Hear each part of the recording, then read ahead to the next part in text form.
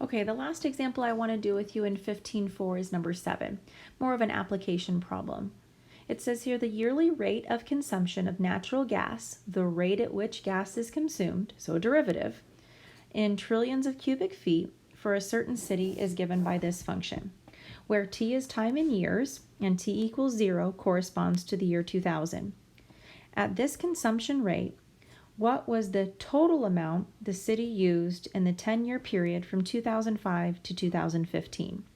So this is the rate at which gas is being used, and we want to figure out the total amount of gas being used. We want to go from a derivative, a rate of change, backwards to the original. So really we want to find the antiderivative, or we want to integrate it. And we want to integrate it from a certain starting point to an ending point. Don't we want to do it from 2005 to 2015, or t equals 5 to t equals 15? So we can actually set up a problem, an integration problem, that says that we want to find the integral, the area underneath the curve, or the antiderivative of this function from 5 to 15. Okay? Now, we've got to be careful. If it's asking us for the total amount, we've got to worry about when it's negative versus when it's positive, so that we know if we have to separate it into two different integrals, a positive version and a negative version, and make everybody positive. So the easiest thing for us to do on this one, because it's a little bit harder on this one to solve it like we did in example 6, is to graph it. So use your calculator, punch in this function, your derivative, and see where it's at. Is your graph above the x-axis or below the x-axis? So I think I did this on my calculator. I know it doesn't look exactly like yours, but it should look very similar. And so if we're looking from 5 to 15, isn't your graph above the x-axis that whole entire time?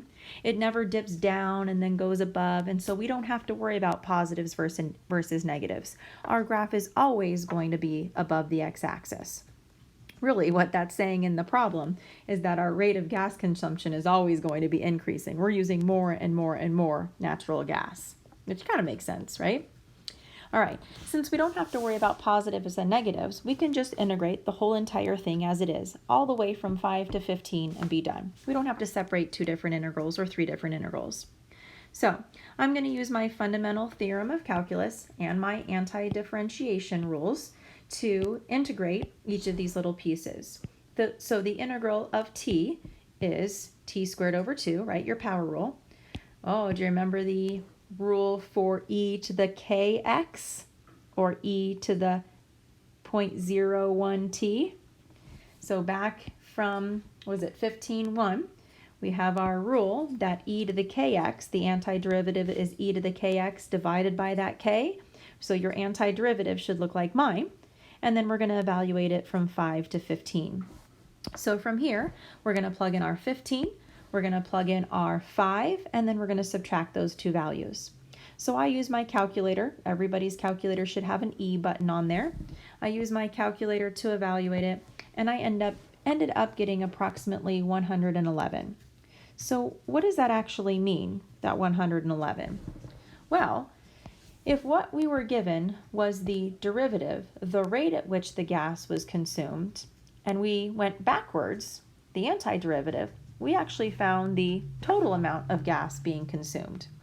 So if I asked you to write a sentence with the three things, when is it happening, what is happening, and what was your answer with correct units? You should have said something like this. From 2005 to 2015, we consumed a total of 111 trillion cubic feet of gas. When was it happening? 2005 to 2015. The total amount that we consumed, not the rate at which we consumed it. Remember, we're going backwards to the total amount. The total amount of gas was 111 trillion cubic feet that we consumed